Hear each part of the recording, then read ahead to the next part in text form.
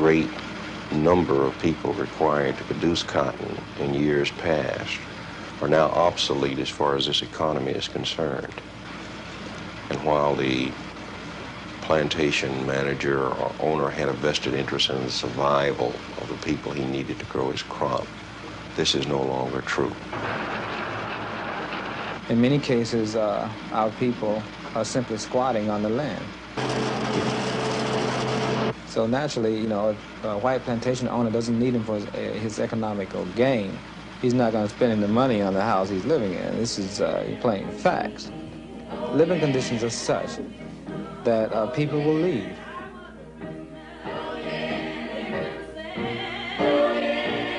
I hate to think about the life of today. It's almost as poverty, as much as in poverty as yesterday. Out trying to find a place to go. A lot of people have been left on farm with just living in farmhouses without any protection against anything come up. You find a median age of 15, the average age of male heads of household 57, indicative of the fact that people in the most dynamic phase of life elect or are forced to go elsewhere to survive. This country has an obligation to do something for people who have donated 300 years of free labor to the American economy. What kind of a place are we? I think we're a place that has as its primary thesis that the determinants of health are in the social order, not in health care. I've never seen any use in what I call the Schweitzer bit, which is the idea that you stand around in whatever circumstances, laying hands on people in the traditional medical way, waiting until they're sick, curing them, and then sending them back unchanged and into an environment that overwhelmingly determines that they're going to get sick. We think there's a better way to do it by using health services as a route of entry for these other kinds of social change. We're trying to do that here in, 500 square miles, 14,000 black people, with a median annual family income of $900 a year, with an average of 4 years of schooling in Mississippi schools, which very often means functional illiteracy, with an infant mortality rate of something like 70 per thousand. And so sure, we have the physician, nurse, lab, pharmacy kinds of action, all of the usual pieces of medical care. But much more than that. We take health care into the home. We do a lot of other things in the home. Approximately, 3.5 years ago, when I first met Dr. Jack Geiger, he told me about his aspirations of going into Mississippi, into an indigent population, and setting up a community health center, comprehensive community health center. At the time, I thought this was really an idiotic idea, since I had already practiced in Mississippi. But in December of 1968, I came to Mississippi and joined Dr. Geiger and his crew of doctors. And after 8.5 months, I can see that these centers are going to be the answer. And the doctors are going to have to get out of their private offices.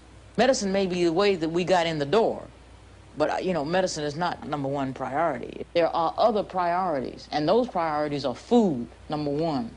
And then the way to make a living, so as to make a man, you know, want to stand up and support his family rather than to go somewhere and sit down in the sun. I don't know if some of the Mississippi white power structure cares about dead black babies or not. But if they don't, even they can't afford to say so publicly. We have been able to enter and to do things under the general umbrella of health that would have been much harder to do if we'd said we were here for economic development or for social change per se. She's 6 years old, and she was referred to nursing services from social services with a diagnosis of encephalitis. This little child had been sleeping with 4 of our other sisters and brothers. We had to provide a bed because, first of all, you have 12 people living in a 3-room house, 2 bedrooms and a kitchen. Of course, everything is in poor condition. Because of the family's income, they don't even have enough food to go around. I showed the mother how to tube feed her, how to give her range motion exercises. The mother really, she's more concerned about the child than most mothers, I would say. She wanted to keep her child at home. Bridget. Bridget. Your name is Bridget. Yes, sir. What's your name? Bridget. Named Bridget. Okay, now, can you count for me? Yeah. Okay, count for me. 1, 2. Our concept of health is to make social change, to build the institutions that can make social change and keep it going. We call it community health action.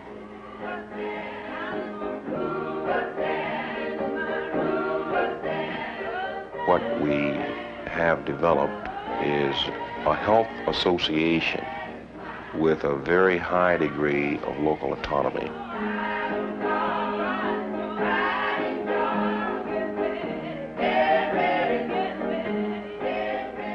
The Health Council has emerged as a poor people's organization that is not only concerned with health as narrowly defined, but rather sees itself as having a vital interest in the overall development of the community. I thank you all for coming out tonight, and I'm always proud to come to the Health Association. And I'm hoping that you all will encourage other members of this association to come and be with us. Explain to them what we are trying to do. My determination is to go forward. I don't mean to look back. These health associations, they have a contact center where the patient come and wait for the drivers to pick them up. Before it was a contact center, why? It was full of communication. They have people to go out there and organize the communities and bring the people together and find out the problems they have in the community.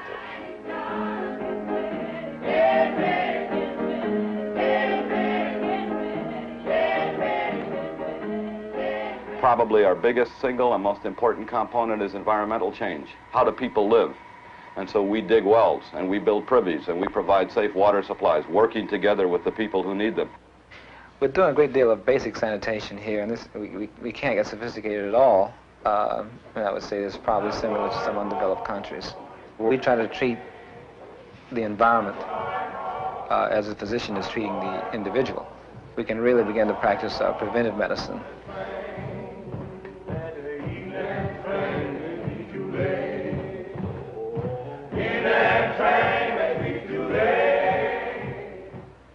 It was necessary for us to train the people we need from our resident population. Obviously, we can't bring in enough people who would stay. And so we have to train the people and use the people that are here. Get right, church, and let's go home. Get right, church. Well, get right, church. Get right, church, and let's go home.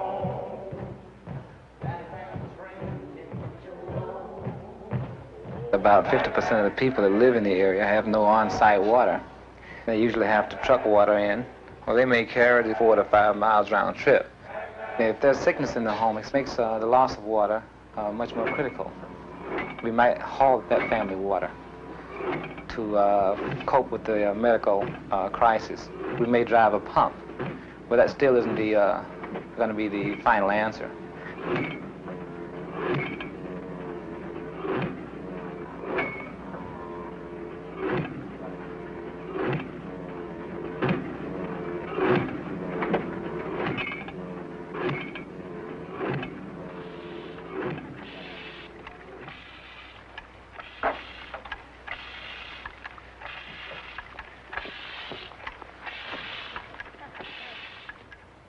I would say about 65 to 70% of the housing in the whole entire area for black folk would simply be unfit for human habitation. The women in the area were hardest hit because the men will tend to leave. If a woman is about to deliver, we'll go out and we'll install steps, or we may provide the screens for where the young babies are. What you really need to do is give him a bath. That skin, you see, comes right off. All you have to do is roll it. Yeah. Comes off, and he'll be cooler when you get that off of him. And just soap and water will get it right off. Yeah. Okay.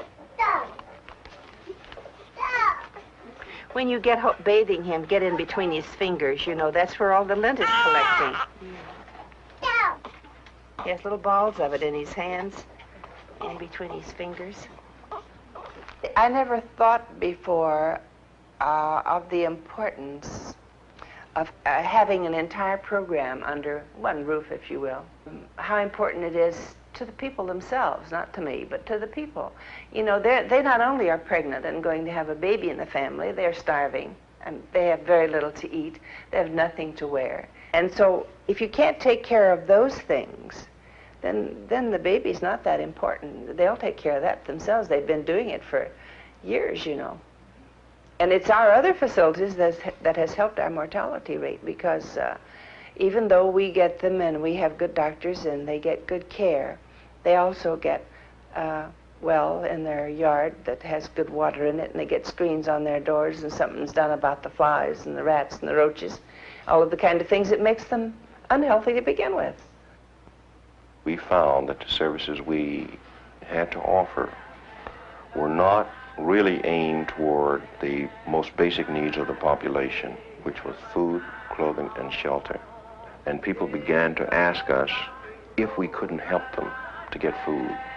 And did the people in Washington really understand that they didn't have anything to eat? People were asking for jobs first. And if they had jobs, they could get food.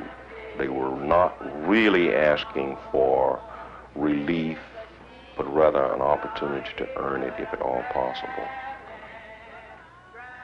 We took a look and we saw an agricultural people displaced by mechanization, sitting on the richest land in the United States, hungry and with nothing to do. And it looked to be a better way to put that together. And what emerged from that and the 10 health associations was the North Bolivar County Farm Co-op.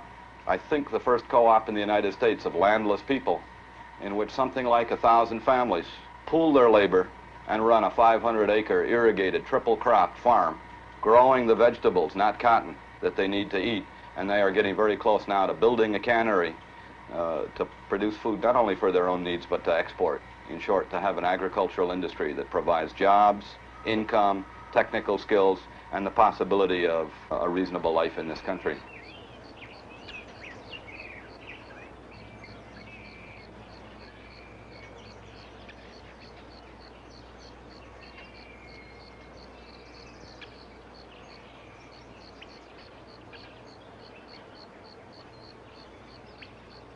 And one thing that we should keep in mind, foremost in our mind, is the fact that this is not a corporation, you know, where the decisions are made by just one people or 2 or 3 people on top, and then everybody else sort of falls in line. But in a cooperative, the decisions are made by all of the folks on the bottom, and then the people in top fall in line. You know, that's how I go. The people out here in these little communities out here really make the ultimate decision in their community meeting. And they tell that man that they send to the board of directors what they want done. And he's supposed to implement that kind of thing. So you really got all of the masses making decisions there. You know, I know the whole concept of management to black folk is a brand new bag. Because all our lives, we've been in the workers only category. You know, you've seen folks up there. You probably got relatives like I have up in Detroit and Chicago and been working for a plant for 40 years, and he hadn't moved any further down the assembly line than he was when he started. He might have started being a fitting man, and he might have moved.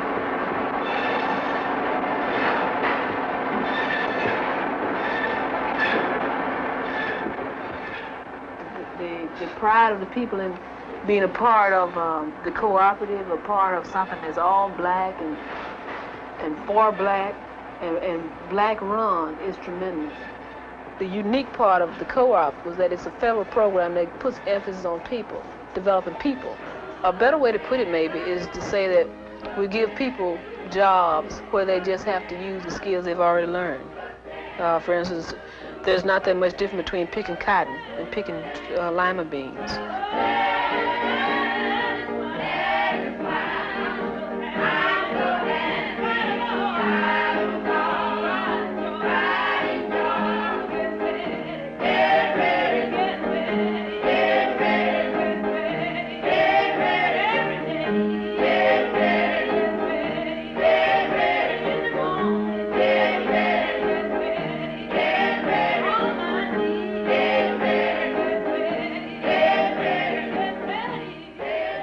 I see a whole new thing with people being able to take their high school graduation diplomas and stay here. And I see a lot of potential for people. I see a lot of opportunity for people to do the same thing they've been going to Chicago and New York and places to do. And that is, you know, trying to find jobs so they can buy a house and buy a car and buy fine clothes and everything. I think they're going to be right here. And as farm manager of the North Bolivar County Farm Cooperative, I've enjoyed working with people, and people have enjoyed working with me. And then we got people who were born and raised here in this county, and they're in the North, and they want to come back. Some of them have been writing asking me if I could assure them a job. Well, they're ready to come back now. In the cooperative, they're working together, and they've got their minds together, and they're getting their hearts together. And this is something we wish the entire world would do. It is this kind of new social institution that needs to be created if social change is going to be made. And that is a lot more important than giving penicillin shots or treating pneumonia or doing any of the other let's bail it out after the disaster has occurred kinds of things that medicine has been focusing on for the last 50 years. New social institutions means people developing and managing their own new programs to meet their own needs. If people from 500 square miles are going to get medical care or have economic mobility for jobs, then they're going to need public transportation.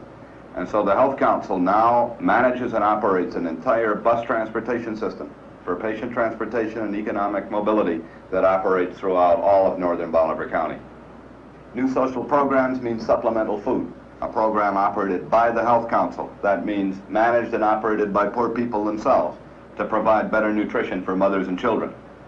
And then together with the health center and the farm co-op, it means nutrition demonstrations in the home and in the community so that people can make the best use of new foods, either from the farm co-op harvest or from the supplemental food program itself.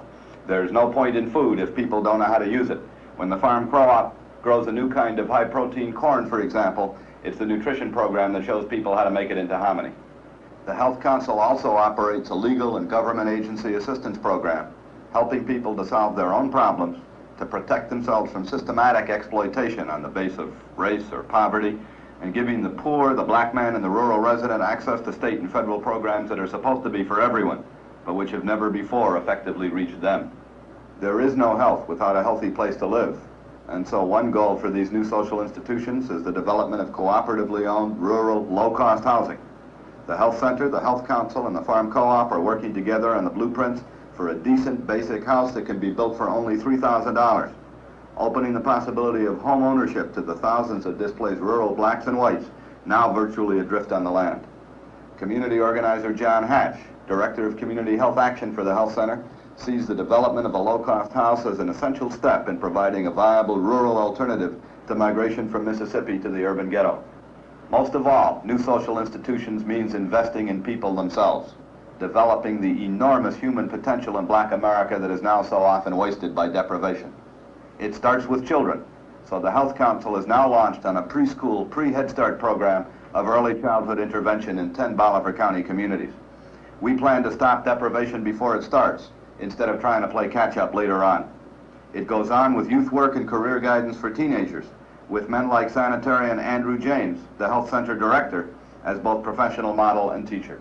It includes in-service training for Health Center staff, and almost all of the staff of the Touchdella Health Center are local Bolivar County residents, people who once were trapped in plantation shacks, now working proudly as nurse aides, as obstetrical and surgical physician's assistants, and in other technical jobs.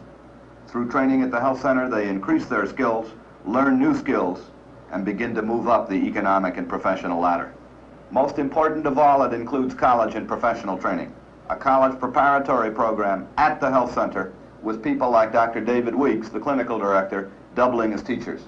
As a direct result of the Health Center program, there are now 7 black men and women from our area in medical school, 3 in nursing school, several in social work school, 3 in environmental engineering college, and more than 20 in college. We expect them back to replace us. Finally, this thrust toward a new future involves pride in the past, a sense of one's place in history and in the struggles of the present. For this, the Farm Co-op operates the North Bolivar County Afro-American Bookstore and Cultural Center, a place for the healthy growth of the mind and the spirit. Through these books, the whole world is available to people out in the rural. We believe these, too, belong in a program for health, social change, and an end to poverty.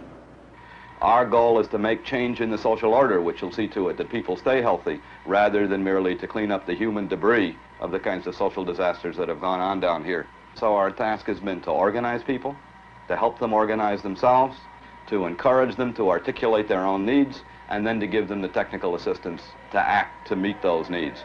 That's what a community health program is, and that's what we've been trying to do.